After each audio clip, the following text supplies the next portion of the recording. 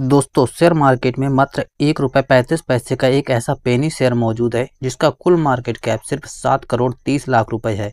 लेकिन क्या आप विश्वास करेंगे कि इतनी छोटी नैनो कैप कंपनी बाजार से सीधे 99 करोड़ रुपए जुटाने और 500 करोड़ रुपए तक के लोन या गारंटी बांटने के प्रस्ताव मंजूर कर रही है।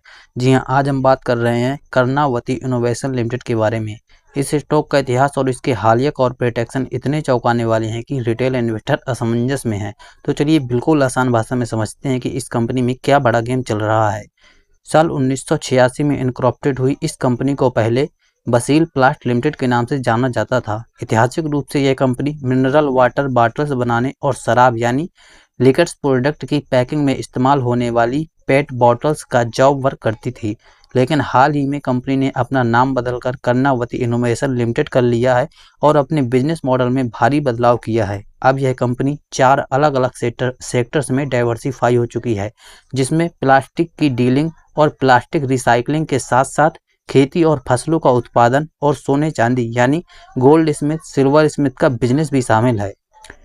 दोस्तों, बिजनेस में आए इस बड़े बदलाव के बीच कंपनी ने कुछ बहुत ही आक्रामक कॉर्पोरेट एक्शन लिए हैं। कंपनी ने अपनी ऑथराइज शेयर कैपिटल को सीधे 6 करोड़ रुपए से बढ़ाकर 56 करोड़ रुपए कर दिया है। इसके बाद इन्होंने करीब 48 करोड़ रुपए का एक बड़ा राइट इशू मंजूर किया है और साथ ही क्वालिफाइड इंस्टीट्यूशन प्लेसमेंट यानी QIP के जरिए 99 करोड़ रुपए तक का अतिरिक्त फंड जुटाने की तैयारी में है। यही नहीं, कंपनी ने 500 करोड़ रुपए तक के एडवांस लोन या गारंटी देने के प्रस्ताव को भी मंजूरी दी है।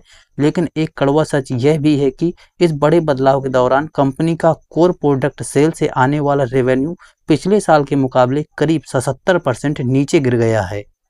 अब दोस्तों बात करते हैं उन बेहद गंभीर रेड फ्लैग्स की जिन्हें जाने बिना इस ₹1.35 के शेयर में हाथ लगाना भारी पड़ सकता है।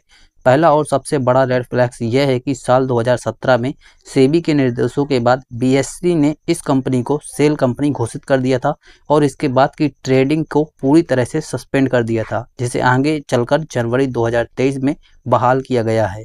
दूसरा बड़ा रिस्क साल 2022 में इस कंपनी के ऊपर एक फॉरेंसिक ऑडिट भी बिठाया गया था। इसके अलावा कंपनी पास्ट में लगातार घाटा दर्ज कर रही है, जिससे इसके रिजर्व्स खत्म हो चुके हैं और हाल ही में इसके मैनेजिंग डायरेक्टर और CFO ने भी अपने पदों से इस्तीफा दे दिया है। तो दोस्तों फाइनली वर्डिक्ट क्या है?